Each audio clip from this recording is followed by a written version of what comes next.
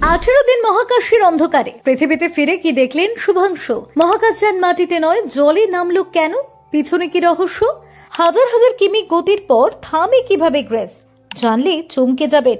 জলে নামানোর পিছনে কেবল বিজ্ঞান নয়, আছে প্রাণ বাঁচানোর হিসেব। তবে কি সমুদ্রেও লুকিয়ে আছে মহাকাশ ফেরার ঝুঁকি? জানুন আসল সত্য।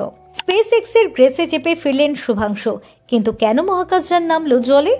18 দিন ধরে মহাকাশের নিঃশব্দ ভারহীন পরিবেশে কাটানোর পর পৃথিবীর পাথুরে ভূমিতে না নেমে সমুদ্রের ঢেউয়ে ভেসে এলেন ভারতের মহাকাশচারী শুভাংশু শুক্লা। প্রশ্ন উঠছে, মাটির শক্ত জমি থাকতেও মহাকাশযানকে কেন নামানো হলো সমুদ্রের মাঝে? কল্পনা করুন, ঘন্টায় হাজার হাজার কিলোমিটার বেগে ছুটে আসছে এক মহাকাশযান। সেই গতি কিভাবে ধরা যায়?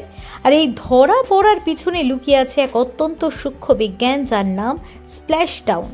14 জুলাই ভারতীয় সময় বিকেল 4:35 ইন্টারন্যাশনাল স্পেস স্টেশনের হারমনি মডিউল থেকে বিচ্ছিন্ন হয় গ্রেস। এরপর সময়ের সঙ্গে সঙ্গে পৃথিবীর বায়ুমণ্ডলে ঢোকে এবং ধীরে ধীরে গতি কমিয়ে প্রায় বিকেল 3:01 সমুদ্রের জলে আছড়ে পড়ে, তবে শান্তভাবে।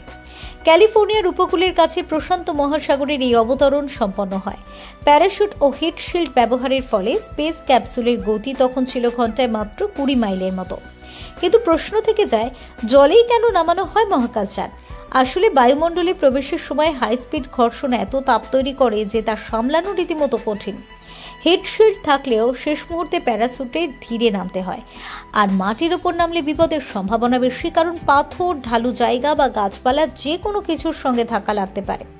জল এই জায়গায় প্রাকৃতিক কুশনের কাজ করে, ফলে মহাকাশচারীদের শরীর ও যন্ত্রপাতি দুটোই নিরাপদে থাকে।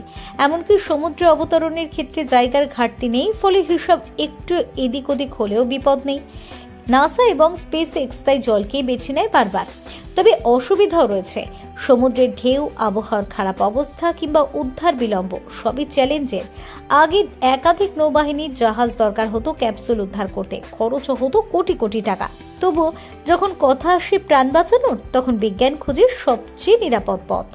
আর শুভাংশুর সফল ফেরাটা তারই প্রমাণ। ফেরো রিপোর্ট, ডক্টর টাইম।